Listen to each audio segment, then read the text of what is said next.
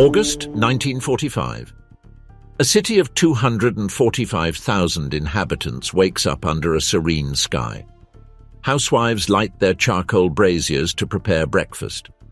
High school students march in column toward vacant lots where houses are being demolished to create fire breaks. A private recently arrived from Tokyo looks out the barracks window and thinks he is bored. He wants to be back home making school notebooks. At 8:15 in the morning on August 6th, all the clocks in Hiroshima stop.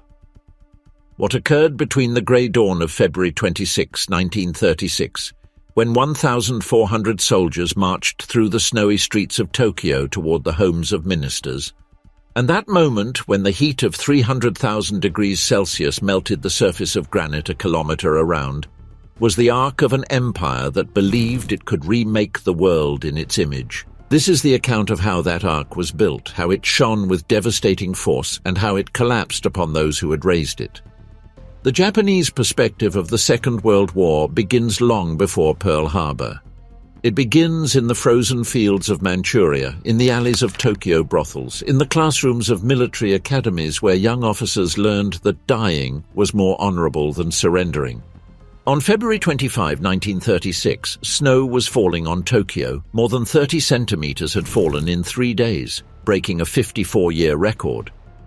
But what 1,400 soldiers were preparing that night had nothing to do with the weather.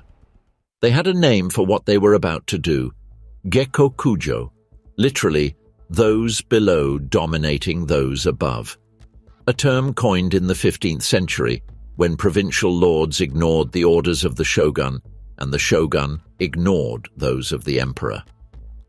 In the Japan of 1936, it had found new life. The discontent had real roots. The Great Depression had shattered the Japanese rural economy. The price of raw silk, the country's main export, had fallen more than 50%. Farmers in northeast Honshu sent their sons to the cities because they could no longer feed them. Some went as far as selling their daughters to geisha houses for a few yen. The young army officers, sons of these families of small landowners and merchants, saw the corruption of urban politicians, the scandals of the large zaibatsu conglomerates like Mitsui and Mitsubishi, and felt an indignation that had turned into doctrine. The nation was in the hands of traitors, and only a violent purge could restore the purity of the empire. Ikikita had given them the gospel of that purge.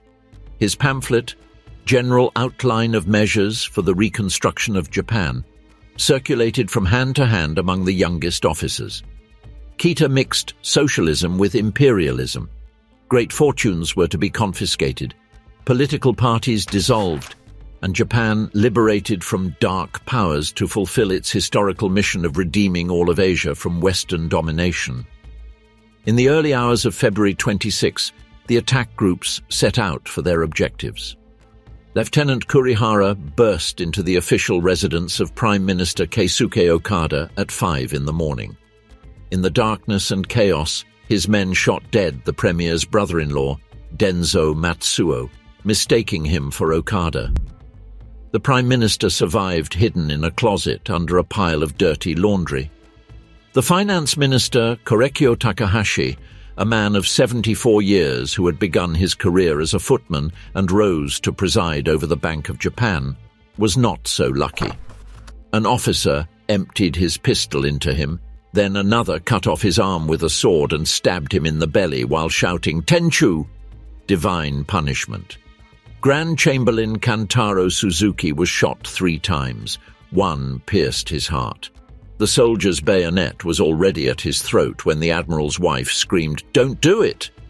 And Captain Ando, who in the past had debated with Suzuki about necessary reforms and still secretly admired him, ordered them to withdraw. "Forgive us for this," he told Mrs. Suzuki before leaving.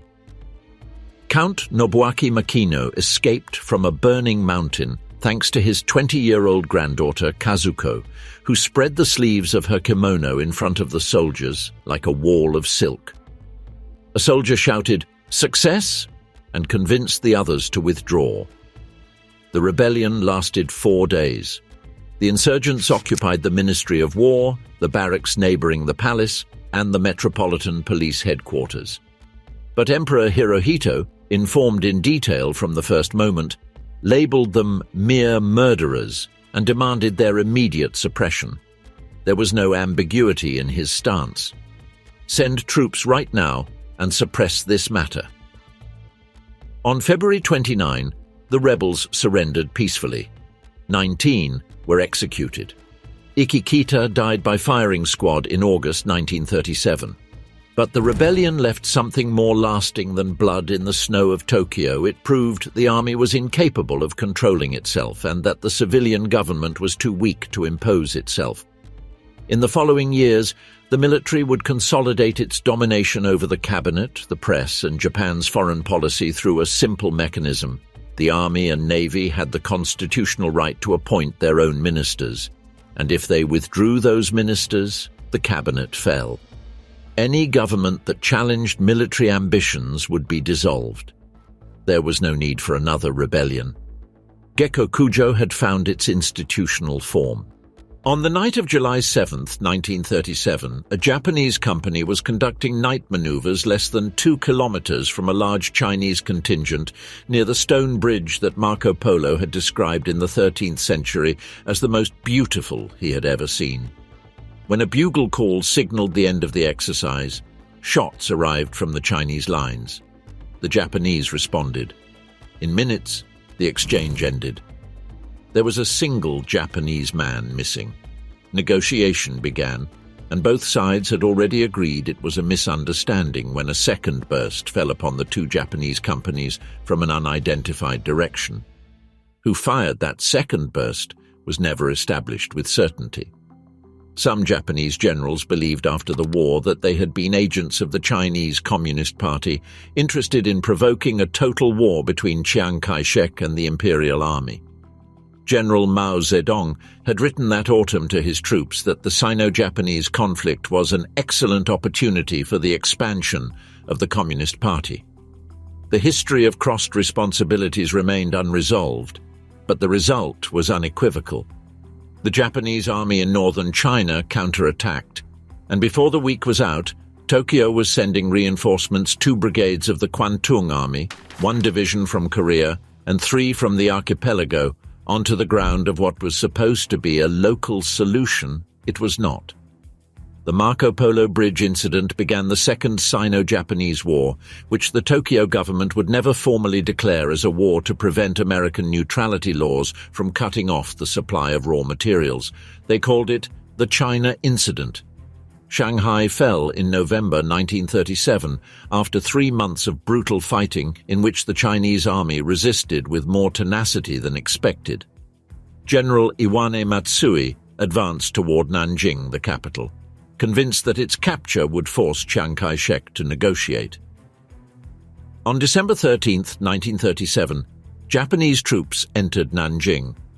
What occurred in the following weeks was recorded in the diaries of Japanese officers, in the letters of Western missionaries who remained in the city, and in the testimonies of Chinese survivors. The estimates most accepted by military historians place the number of Chinese civilians and prisoners of war murdered in what is known as the Nanjing Massacre between 100,000 and 200,000.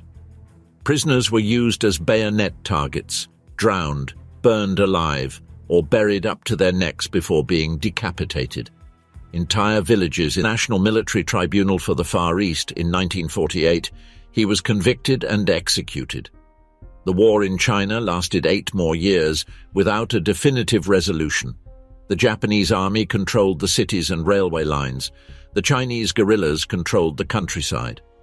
Japanese troops needed constant new incorporations, and to maintain the aggressiveness of the soldiers in the face of a war of attrition, instructors employed methods that an officer of the 14th Division, Tominaga Shozo, described decades later with chilling precision. The new recruits had to execute Chinese prisoners with swords or bayonets as the final step of their training. The instructor who taught him the technique, a second lieutenant named Tanaka, explained that without that experience, soldiers would not be capable of killing in combat. "Everyone turned into demons in 3 months," wrote Tominaga. Good sons, good fathers, good older brothers at home, brought to the front to kill each other. To finance and supply this endless war, Japan needed something it did not have: oil, rubber, tin, iron. All that was to the south.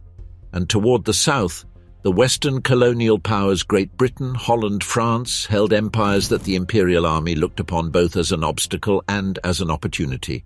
Admiral Isoroku Yamamoto measured exactly 1.60 meters, had broad shoulders and the barrel chest of a wrestler. He was missing 2 fingers on his left hand, lost in the Battle of Tsushima when he was a young midshipman in 1905. He spoke English fluently, had studied at Harvard, knew the oil fields of Texas and the automobile factories of Detroit. He had said publicly more than once that it was madness to go to war with the United States, and yet it was he who designed the plan to attack Pearl Harbor.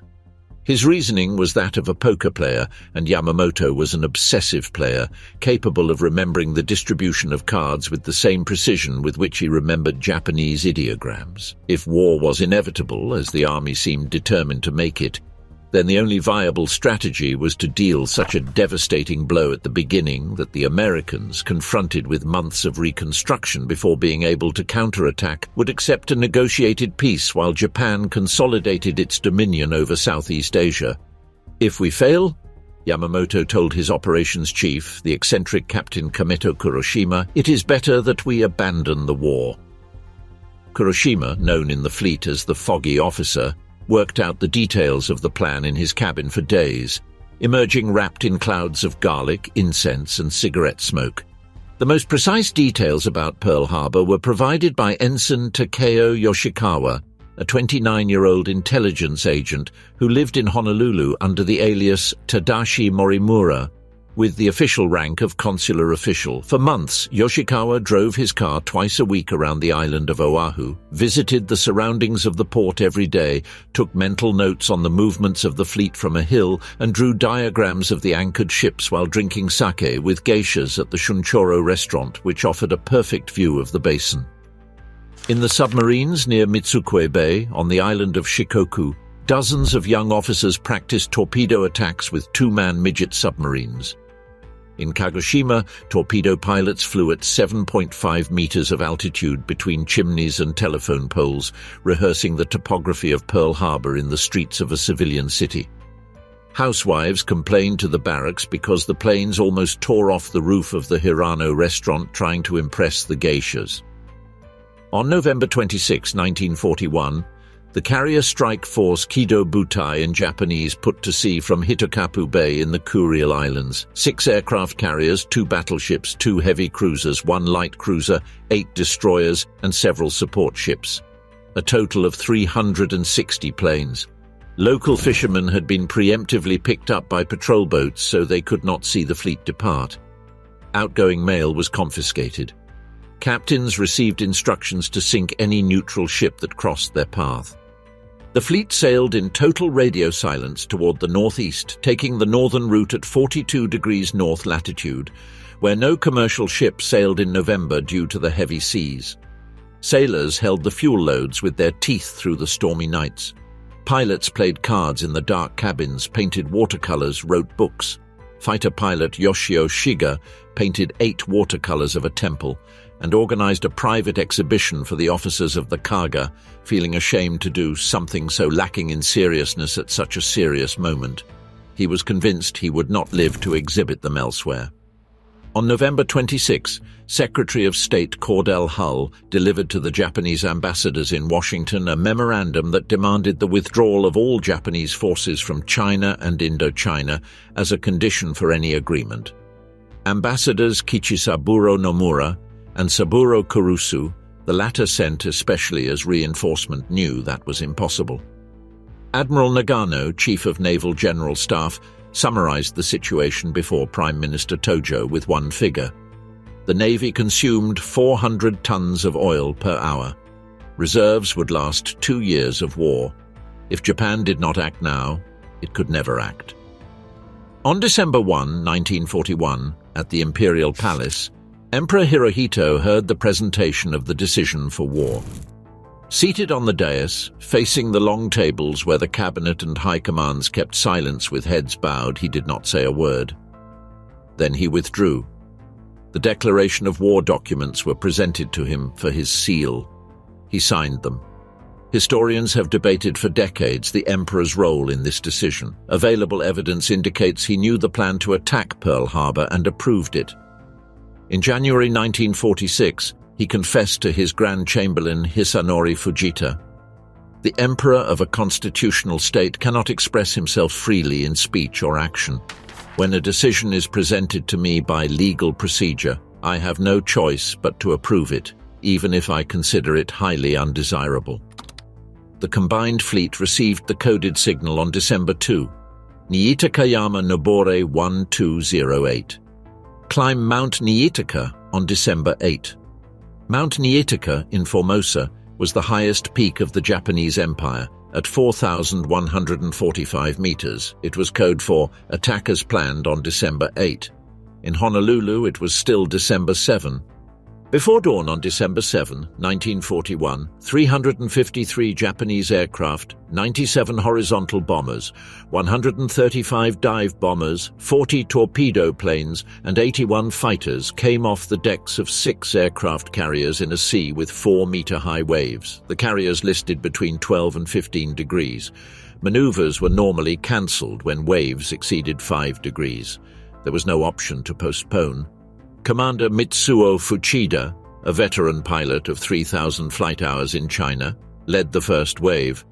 When he spotted the shores of Oahu at dawn, he saw the sun rise to his left, bright and red. The planes ahead of him were silhouetted in black against the red. Young torpedo pilot Juzo Mori, son of a farmer, had never seen a sunrise from the air. The scene seemed so romantic to him, so incongruent with what he knew was coming next, that he could not believe he was heading into Japan's most important battle. U.S. Army radars on the northern tip of Oahu detected the formation at 7:06 in the morning. Privates George Elliott and Joseph Lockhart, who operated the equipment at Opana Point, reported the largest signal they had ever seen to the only duty officer available, a training pilot named Kermit Tyler. Tyler assessed that it must be the 12 B-17 Flying Fortresses arriving from California that morning. "Don't worry about it," he said. At 7:53, Fuchida transmitted the signal, "Tora, Tora, Tora, Tiger, Tiger, Tiger." The signal that total surprise had been achieved. At 7:55, the first torpedoes penetrated the shallow waters of the basin and struck the battleship Roe. The destroyer Ward had already sunk a Japanese midget submarine at 6:51 in the morning, and the report had taken 40 minutes to reach General Staff. By the time Admiral Kimmel was notified, the first bomb was already falling. In 90 minutes, 2 attack waves sank or severely damaged 8 battleships, 3 cruisers, 3 destroyers, and 188 aircraft. 2,403 Americans died. The Imperial Japanese Navy lost 29 aircraft, 5 midget submarines, and 65 men. But the 3 aircraft carriers of the Pacific Fleet were at sea that morning. And the oil refineries, fuel depots, and shipyards of Pearl Harbor remained intact. Admiral Nagumo, concerned about the possibility of counterattacks, ordered the carriers to withdraw without launching a third wave that could have destroyed those facilities. Yamamoto, aboard the Nagato in the Inland Sea, learned of the attack by radio. He had spent the afternoon playing Japanese chess with his favorite officer, Commander Yasuji Watanabe. He won 3 out of 5 games. When the news of the success arrived, there was no celebration in his cabin. Yamamoto composed a poem of 31 syllables. "It is my only desire to serve the Emperor as his shield. I will not spare my honor nor my life." He also wrote to a friend, "I find myself in a strange position, having to make a decision diametrically opposed to my personal opinion, with no choice but to move full speed ahead in its execution. Is that also fate?" In Washington, President Roosevelt announced the infamy before Congress. The next day, the United States declared war on Japan. Hitler, honoring the Tripartite Pact, declared war on the United States on December 11th. What had begun as a regional conflict in Asia had become a world war. On the same December 8, 1941, that marked the attack on Pearl Harbor, Lieutenant General Tomoyuki Yamashita was landing 3 divisions on the northeast coast of the Malay Peninsula with the intention of taking Singapore in 70 days. Colonel Masanobu Tsuji, the god of operations according to his subordinates, the man who had burned down a geisha house full of officers in a fit of moral indignation, had personally flown over the Malayan jungle in an unmarked plane to photograph British airfields. His conclusion was that Alor Star and Kota Bharu had to be taken in the first hours, at any sacrifice. Yamashita had 70,000 men. The British, commanded by General Arthur Percival, had a garrison of 85,000 in Singapore, but most were poorly trained auxiliary troops. The immense 15-inch guns pointing to the sea, built over 20 years at a cost of £60 million, sterling could not turn toward land. Tsuji had reached the conclusion that would change the battle. Singapore was impregnable by sea, but practically defenseless from the north. The jungle to the north of the peninsula, considered impassable, would be Yamashita's path. His troops advanced by bicycle. When a tire was punctured, they continued on the rims. The screeching of thousands of airless tires on the tropical asphalt sounded to the British like approaching tanks. On February 15, 1942, 70 days after the first landing, exactly within the time frame Yamashita had promised, General Percival sat across from Yamashita in the Ford factory near Bukit Timah. Lieutenant Colonel Ichiji Sugita acted as interpreter. Yamashita asked if there was unconditional surrender. Percival hesitated. Yamashita grew impatient and interrupted him with a bang on the table. Yes or no? The British general looked down. Yes. More than 130,000 British, Australian and Indian soldiers surrendered. It was the largest military capitulation in the history of Great Britain. Winston Churchill, informed by telephone at dawn from Singapore, replied, "They have been beaten." Yamashita had been given the nickname Tiger of Malaya. Decades later, at the Tokyo trial, he would be convicted and executed for crimes committed by his troops during the conquest, including the massacre at Alexandra Hospital, where Japanese soldiers murdered patients in their beds and medical staff. Yamashita stated he had not given those orders. His defense attorney argued that the conviction was judicial revenge. Associate Justice Frank Murphy of the United States Supreme Court protested in dissent, "The honor of this nation is at stake." Hong Kong capitulated on December 25, 1941. The Philippines, where General Douglas MacArthur commanded a mixed force of American and Filipino soldiers, fell more slowly. Resistance on Bataan lasted until April 9, 1942. Corregidor, the island fortress in Manila Bay, until May 6.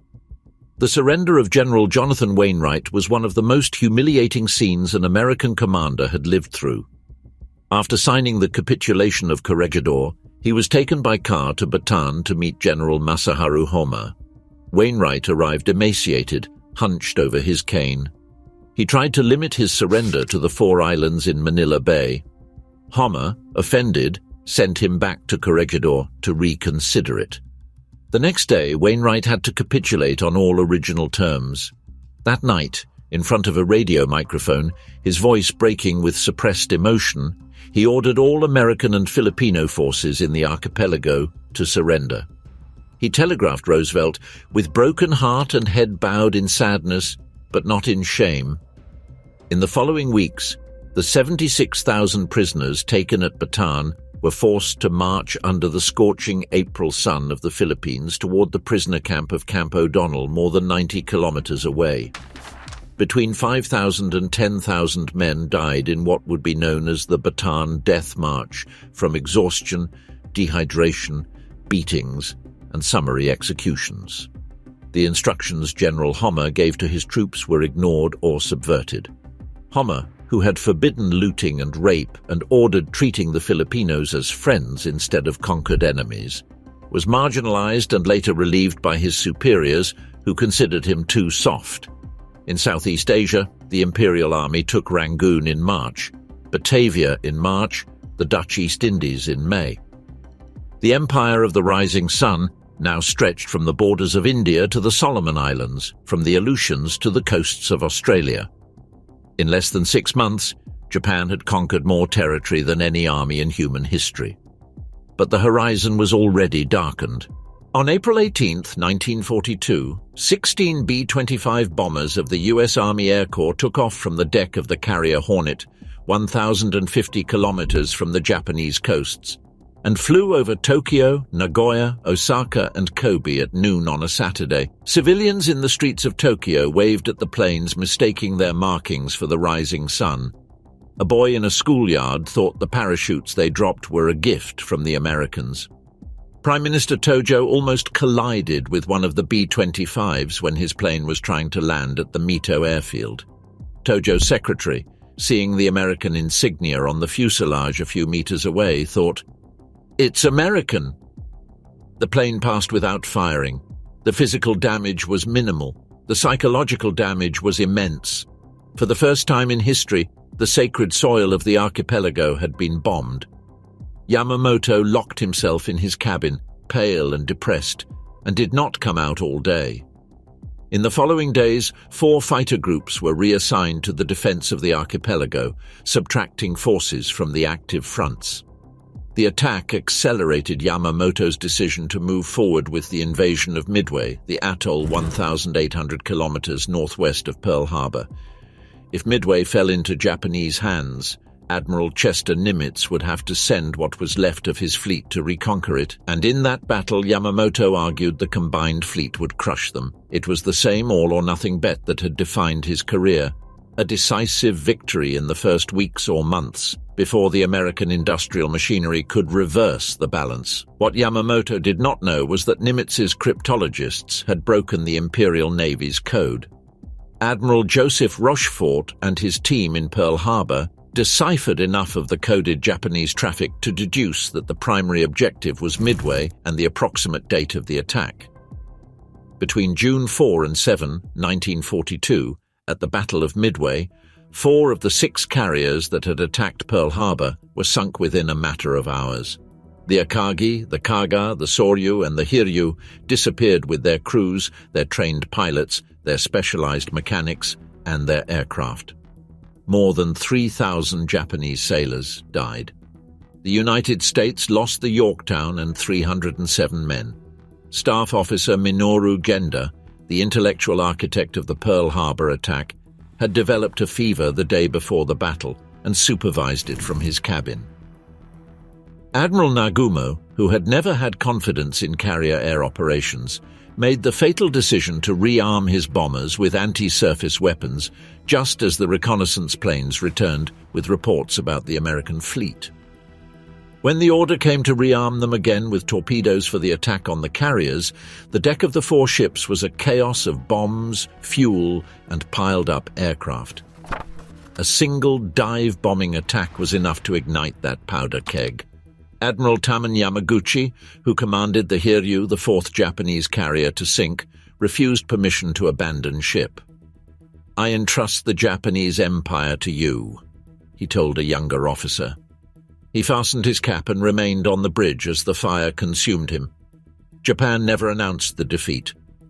The Ministry of the Navy informed its surviving crews that if they revealed what had happened, they would be prosecuted. The wounded sailors from Midway were kept in quarantine in hospitals without family visits until the war ended or they died.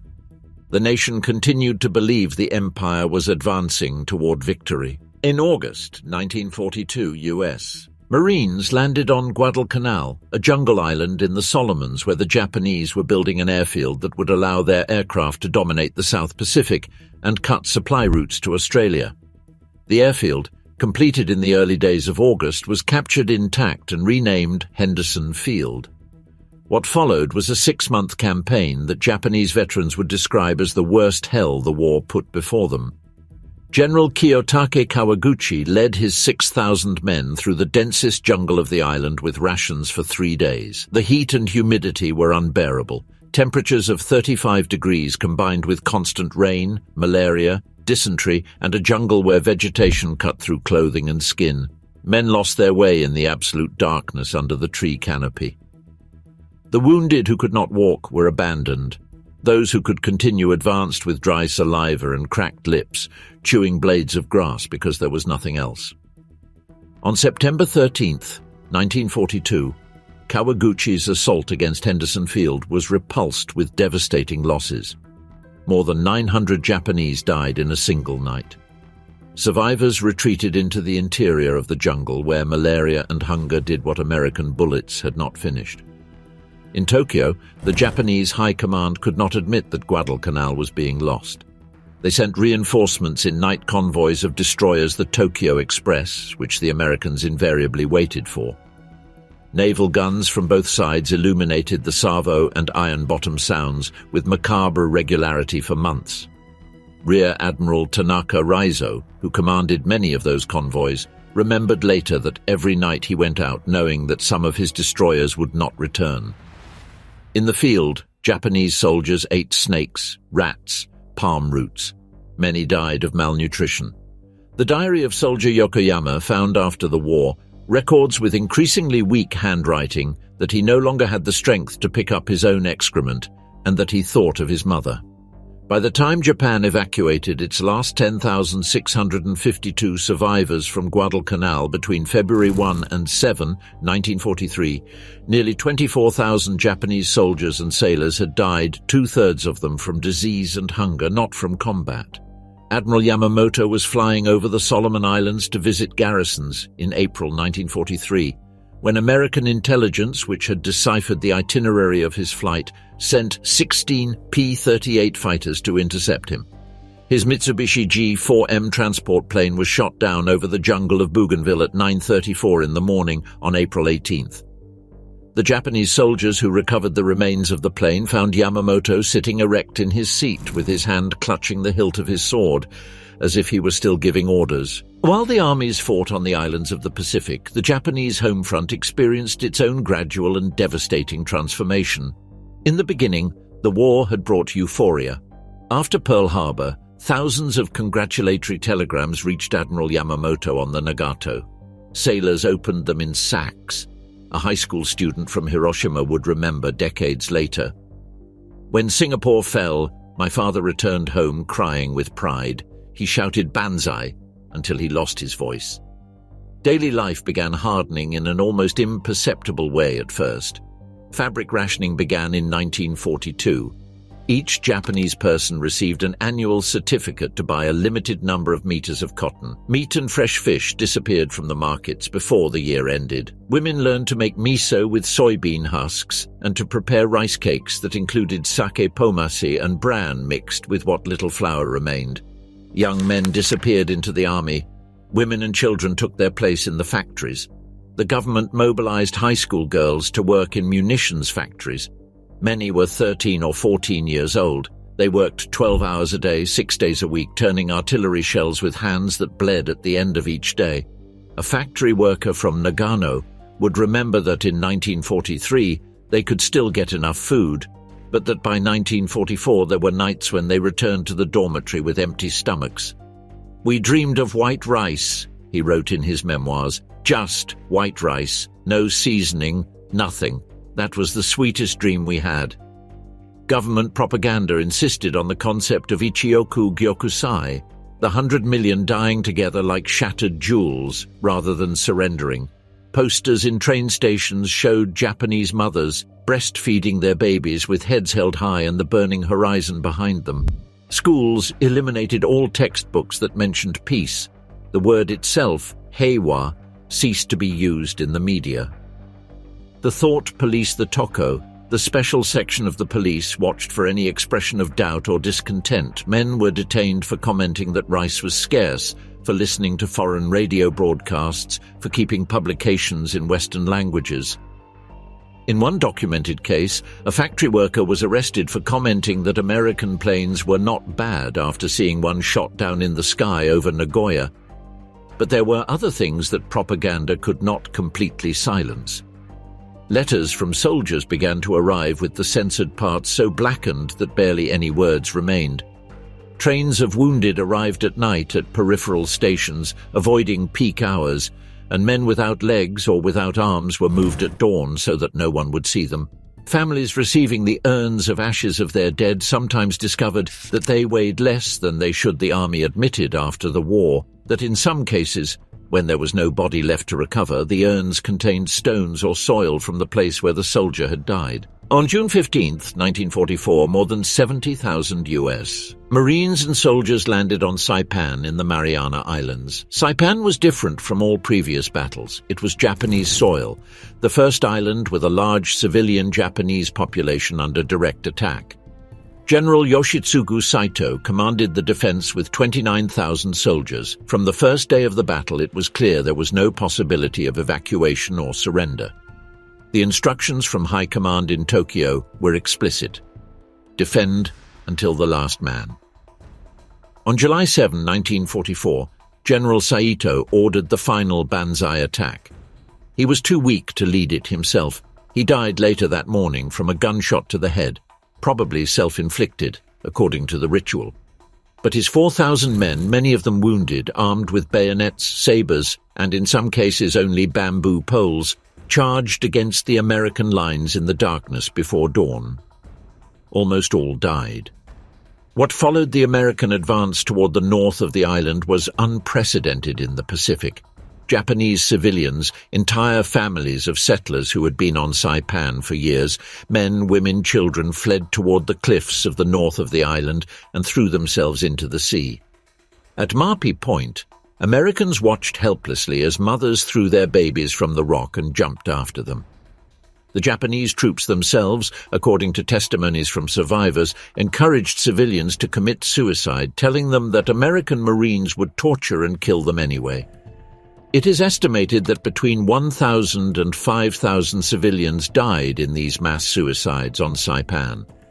The exact figure was never established. In Tokyo, the fall of Saipan provoked the resignation of General Tojo as Prime Minister on July 18, 1944. Saipan put B-29 superfortresses within range of Japanese cities. From that moment, it was only a matter of time. The idea arose almost spontaneously among groups of Navy and Army pilots in the autumn of 1944. Admiral Takejiro Onishi, upon arriving at Luzon to take command of the 5th Base Air Force with fewer than 100 operational aircraft, announced to his commanders his conclusion: "In my opinion, there is only one way to convert our meager strength into maximum efficiency, and that is to organize suicide attack units composed of Zeros equipped with 250-kilogram bombs, with each aircraft crashing into an enemy carrier." The pilots summoned to hear the proposal in a dimly lit room, according to the testimony of Commander Tamai, had eyes lit with a particular fever.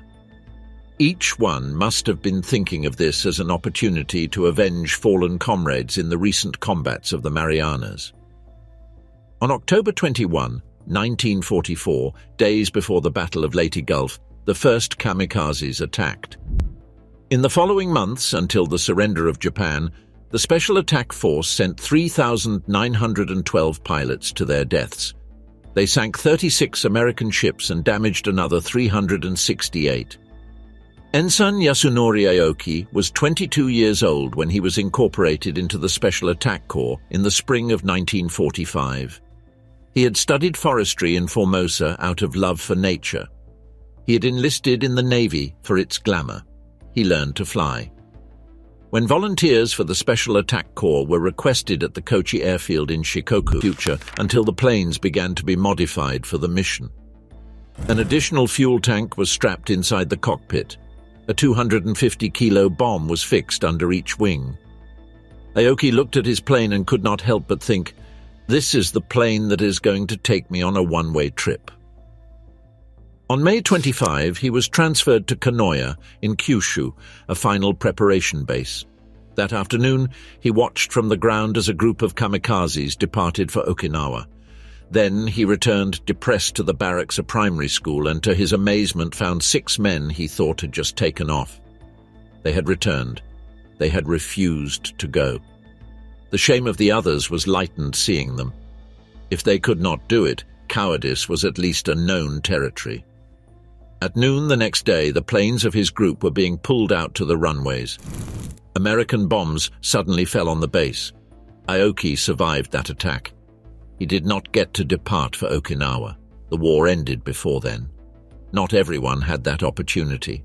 Vice Admiral Matome Ugaki, who had commanded Yamamoto's general staff when the Japanese fleet launched its first counteroffensive, initiated the last kamikaze attack in history on August 15, 1945, hours after the Emperor announced the surrender. He climbed aboard a Suisei torpedo bomber holding Yamamoto's battle saber and led 10 other aircraft toward Okinawa. No trace was found of any of them.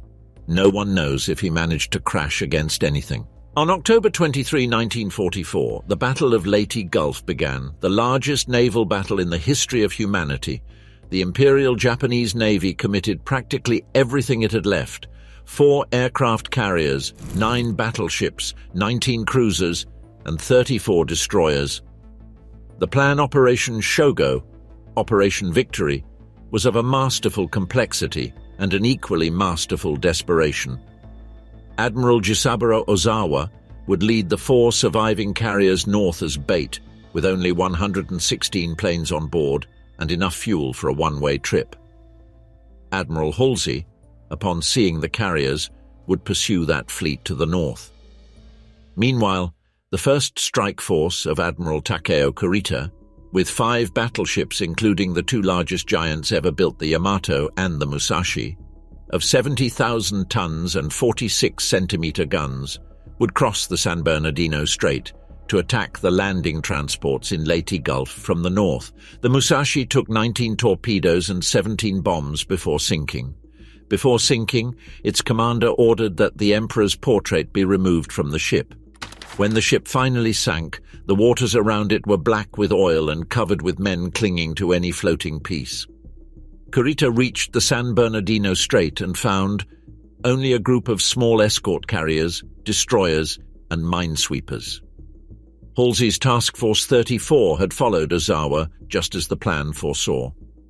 Facing Kurita were the ships of Rear Admiral Clifton Sprague's Taffy III, designed for marine infantry support, not for naval combat. The first 10 minutes of the combat seemed the prelude to an unprecedented massacre. Then something strange occurred. The American destroyers, outweighed by impossible proportions, charged against the Japanese battleships launching torpedoes from distances of 9,000 meters. 3 destroyers were sunk, the others remained in the fight for 2.5 hours. The planes from the small escort carriers, even when they no longer had bombs, continued making dummy passes against the Japanese cruisers to distract them. And then Kurita turned around. His fleet had scattered in the chaos of combat. He had lost contact with Tokyo. He was exhausted, without sleep for 3 days. He believed the force that had fought against him was one of Halsey's combat carrier groups.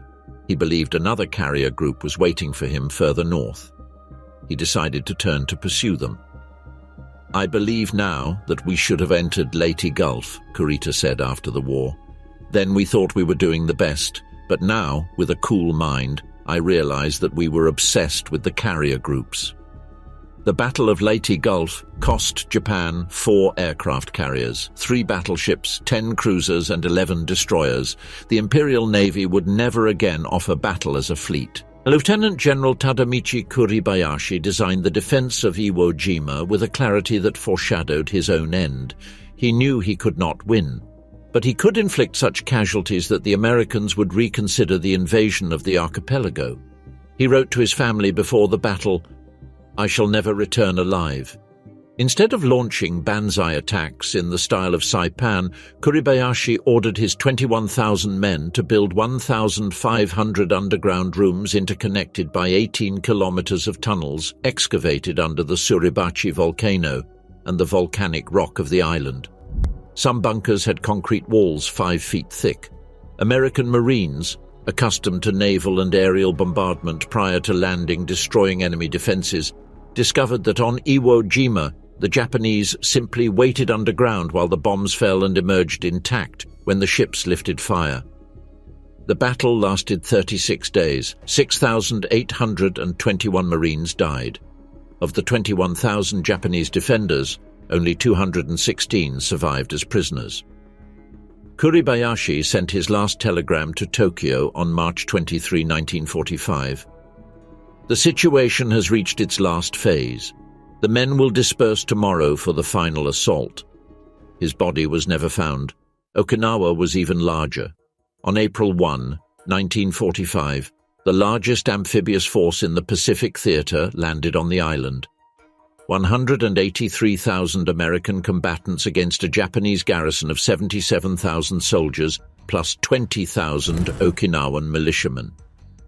General Mitsuru Ushijima replicated Kuribayashi's tactic, a network of trenches and caves in the ridge of hills in the south of the island, designed to draw the Americans into positions where Japanese riflemen could kill them from multiple angles. The battle lasted 83 days. 12,520 American soldiers died. The Japanese army lost approximately 110,000 men. Okinawan civilians who spoke a dialect different from standard Japanese and whose territory had been annexed to the empire less than 70 years prior suffered catastrophic losses. It is estimated that between 80,000 and 150,000 civilians died, some in crossfire, others pushed to suicide by Japanese soldiers who told them the Americans would kill them anyway. Ushijima and his chief of staff, General Isamu Cho, committed seppuku in their underground headquarters on June 22, 1945, when it was already evident that no forces remained to resist. Offshore, during the entire Battle of Okinawa, waves of kamikazes followed one after another. From Easter on April 1 until the fall of the island, 7 large kamikaze attacks involved more than 1,500 aircraft. They sank 36 American ships. Vice Admiral C.R. Brown, who observed them from the deck of his ship, wrote later, "We watched each plunging kamikaze with the detached horror of one who witnesses a terrible spectacle. We forgot our own situation while we tried to understand that other man up there." While the land battles consumed the soldiers on the islands, the B-29 Superfortress bombers of General Curtis LeMay were rewriting the air war over metropolitan Japan. On March 9, 1945, at 11 at night, 334 B-29s set out from the Marianas with an unusual load: napalm incendiary bombs instead of conventional explosives. The mission targeted Tokyo, where houses of wood and paper were lined up one next to another for kilometers. LeMay had studied the population density maps of the capital and ordered his bombers to descend to 1,500 meters of altitude, unthinkably low for a mission over Japan, to guarantee precision. The wind that night reached 72 kilometers per hour. The first bombs created focal points of fire that the wind turned into a firestorm. The fire spawned its own wind, sucking oxygen toward the center of the blaze from kilometers around. The canals of eastern Tokyo boiled. Those who jumped into the water to escape died boiled. Streets turned into rivers of liquid fire that ran downhill through the rugged geography of the city. In a single night, March 9, 1945, between 80,000 and 100,000 people died in Tokyo. More than 267,000 buildings were destroyed. 1 million people were left homeless. Shinji Mikamo was 4 years old that night. Decades later, he would describe how his mother wrapped him in wet blankets and carried him through the bodies of the dead while the wind carried embers from blocks away. His father, a master carpenter, died that night. Shinji survived. Between March and August 1945, B-29s burned 67 Japanese cities, destroying between 40 and 80% of each of them. The total number of civilian deaths from the incendiary bombings is estimated between 300,000 and 500,000. By the summer of 1945, 40% of the built surface of Japanese cities had been reduced to ashes. The Japanese army considered the possibility of arming civilians with bamboo to resist the invasion they saw coming. The military calculated that an American invasion of the archipelago would cost between 10 and 20 million Japanese casualties, including civilians, and several million American casualties. On August 14, 1945, the same day President Truman ordered radio stations to broadcast peace terms in shortwave over Japan, the Army General Staff distributed a document titled Directive for Final Defensive Operations. On August 6, 1945, at 8:15 in the morning, the B-29 Enola Gay, named by its pilot, Colonel Paul Tibbets, in honor of his mother, dropped a 3-meter-long bomb over the center of Hiroshima from an altitude of 9,500 meters. Little Boy exploded 600 meters above the ground, over the Aioi Bridge, 300 meters from the planned point. The fireball reached a temperature of 300,000 degrees Celsius. In a radius of 1,600 meters from the point of impact, the surface temperature of granite exceeded 1,000 degrees. Roof tiles melted and changed color. People's shadows were etched forever onto walls and pavement. Shigeru Shimoyama, a 20-year-old recruit who had arrived in Hiroshima 4 days earlier, was standing outside his barracks 550 meters north of the impact point. He saw a pinkish light explode in the sky. He was thrown inside the massive wooden warehouse. 5 long nails in the roof beam held him suspended in the air. He let go by ramming it with his head, blinded by blood, until he broke the wood and came outside. He thought instinctively, atomic bomb. He had a brother-in-law who in 1943 had told him that Japan was working on one. He wanted to get home and see his daughter before dying. Yumiko Nakashima, 1,000 meters from the hypocenter, was trapped under the debris of her family's sex shop. Her first anguish was for her 4-year-old daughter, Ikuko, who was playing outside. Inexplicably, she heard Ikuko's voice beside her. "I'm scared, Mommy." Being a diminutive woman of 1.37 meters, in her desperation, she broke her path through the debris to the outside. Everything around was devastation. People walked through the ruins in silence, like sleepwalkers with burned clothes and rags. It was like an evocation of Buddhist hell. Dr. Shigeto, from the Red Cross Hospital, who had escaped the original fire, returned that same afternoon. She found doctors at first aid stations saying that water was harmful for burns. Contrary to that belief, she shouted that water removed the poison from the burns. She had posters put up, "You can give water, Dr. Shigeto, Deputy Director, Red Cross Hospital." That day, perhaps 100,000 people died in Hiroshima.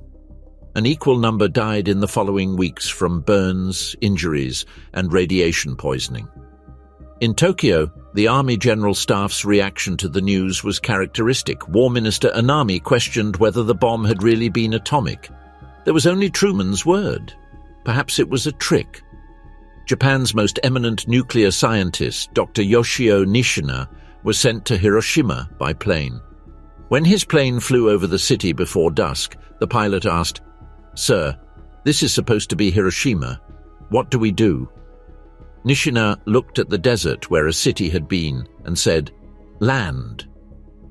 On August 8, the Soviet Union declared war on Japan, honoring the commitment made at Potsdam to enter the war 3 months after the victory over Germany.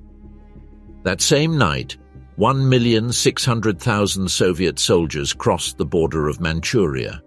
The Kwantung Army, which in the 30s had been the pride of the Japanese armed forces, now had a combat efficiency of less than 30% of a pre-war frontline regiment. On August 9th, the B-29 boxcar carried Fat Man over Nagasaki. The primary target, Kokura, was covered in smoke and clouds. The bomber turned toward Nagasaki. At 11:01 in the morning, 70,000 people died in the instant of detonation, and another 74,800 would die from their wounds in the following months, according to official Japanese calculations from the city. Shigeyoshi Morimoto, the kite craftsman who had miraculously escaped the bombing of Hiroshima 3 days earlier and returned to his home in Nagasaki, was explaining to his wife what the pika, the flash of the blast, was when the light interrupted him mid-sentence. He opened a trapdoor in the floor and pushed his wife and son into the shelter. On the afternoon of August 9th, 1945, Prime Minister Kantaro Suzuki convened an emergency meeting of the 6 most important members of the Supreme Council for the direction of the war, the military and the civilians in the underground bunker beneath the Imperial Palace. The discussion had lasted hours over several days without reaching any conclusion. War Minister Anami and the chiefs of the Army and Navy General Staff demanded that Japan keep fighting, or at least impose conditions on surrender, that the Japanese demobilize themselves, that war criminals be tried by Japanese courts, that occupation forces be limited. Foreign Minister Shigenori Togo insisted that it was impossible to continue fighting and that demanding additional conditions would only lead to Allied rejection and more destruction. At midnight, Prime Minister Suzuki made an unprecedented decision. He asked the Emperor to express his will. Emperor Hirohito stood up. Those in the room, the ministers, the generals, the president of the Privy Council, bowed their heads. Some leaned forward over the tables, sobbing with arms outstretched. The Emperor's voice was tense. He paused several times. Cabinet Secretary Hisatsune Sakomizu, looking up at that moment, saw His Majesty looking at the ceiling while wiping his glasses with his white-gloved thumb. I have reflected seriously on the situation prevailing in the country and abroad, and have reached the conclusion that continuing the war means the destruction of the nation and the prolongation of bloodshed and cruelty in the world. I cannot see my innocent people suffer any longer. Ending the war is the only way to restore world peace and rid the nation of the terrible anguish that weighs upon it. He paused.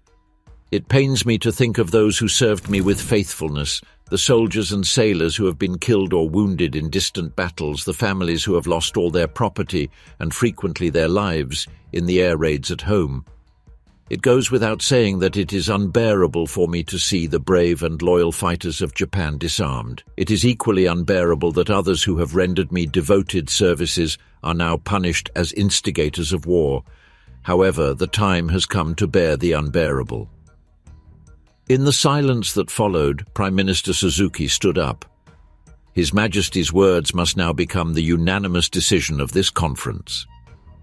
At dawn, on August 15, 1945, the voice of Emperor Hirohito was broadcast by radio to the entire Japanese Empire for the first time. The speech was in the formal language of the imperial court, practically incomprehensible to most Japanese. Some citizens knelt in the street crying without understanding exactly what was being said.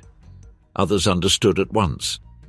A woman in Osaka, remembering that moment decades later, said that upon hearing the emperor's voice on the radio, her first thought was, "It is such an ordinary voice." At the Ministry of War, General Anami was found dead that morning. He had committed seppuku in the corridor of his official residence, pointing his dagger downward from his throat. He left a note. Firmly believing that the sacred soil of Japan shall never be destroyed, I commit suicide with my death to apologize to the Emperor for the great crime of losing the war. On the night of August 14th, while the Emperor was recording the surrender speech for its transmission the following day, a group of young army officers, led by Major Kenji Hatanaka, made the decision they had been discussing for weeks. Hatanaka entered the headquarters of the Imperial Guard Division with a pistol and asked General Takeshi Mori to sign orders for his troops to occupy the Imperial Palace. The general refused. Hatanaka killed him.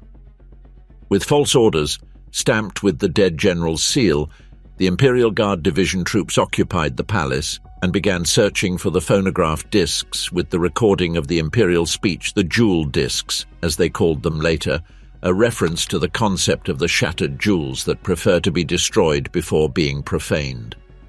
For 4 hours, the rebellion had control of the palace. Soldiers searched room by room. The courtiers guarding the discs hid them in a bag with documents and placed them under a mountain of books in a small, secure room. They were not found.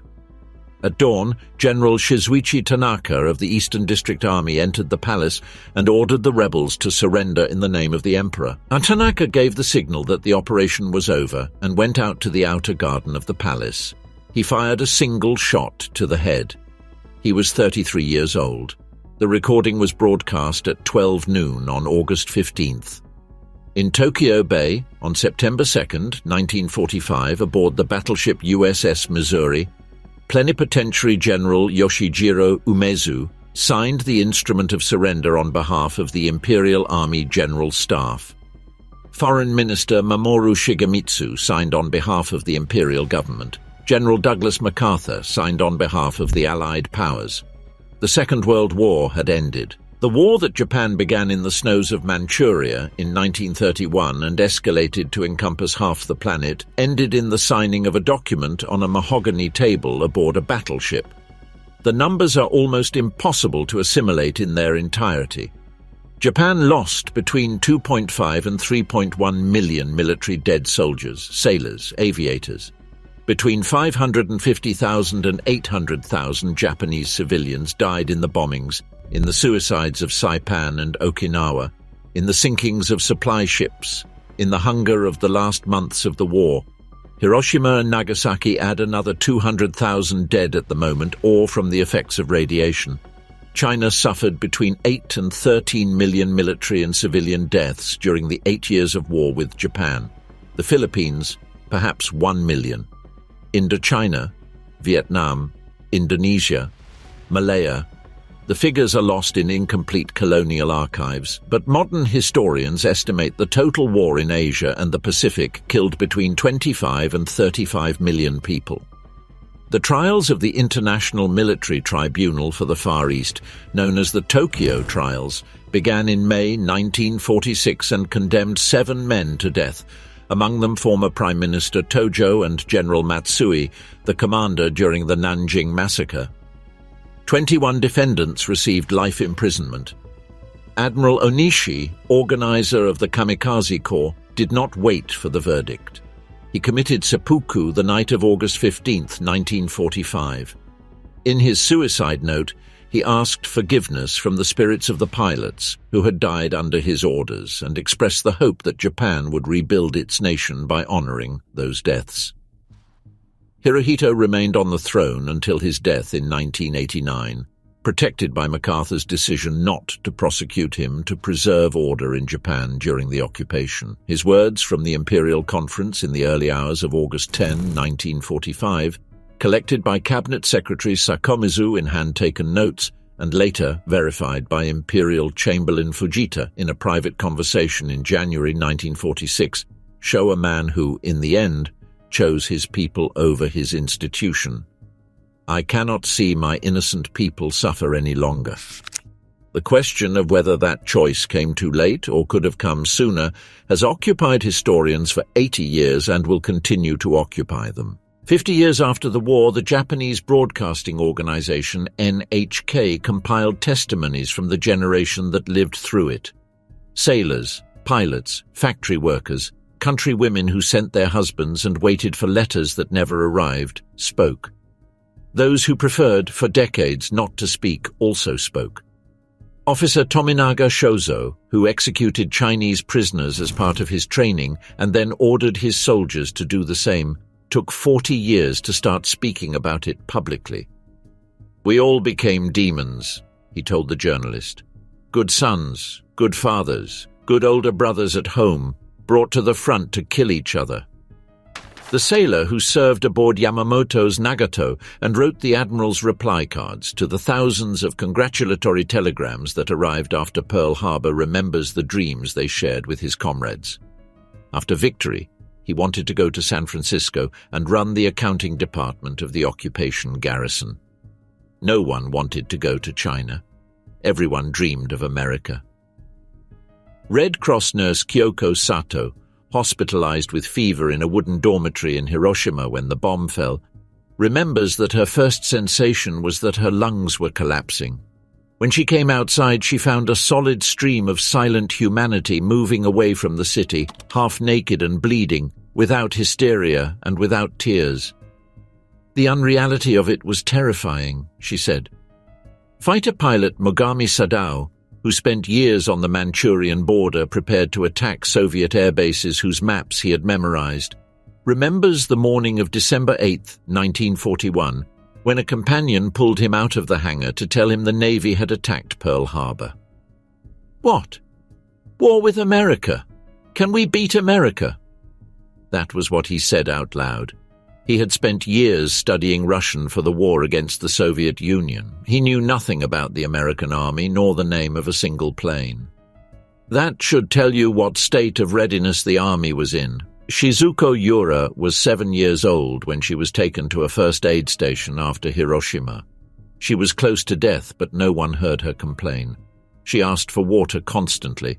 Her mother gave it to her against the advice of the assistants. Papa is far from home in a dangerous place, she said before dying. Please stay alive, Mama. If we both die, he will be very lonely. She named all her friends and relatives. When she reached her grandparents, she added, They were good to me. Then she cried, Papa, Papa, and died. The Empire of the Rising Sun took decades to name what it had done, and some sectors of its society have not named it yet.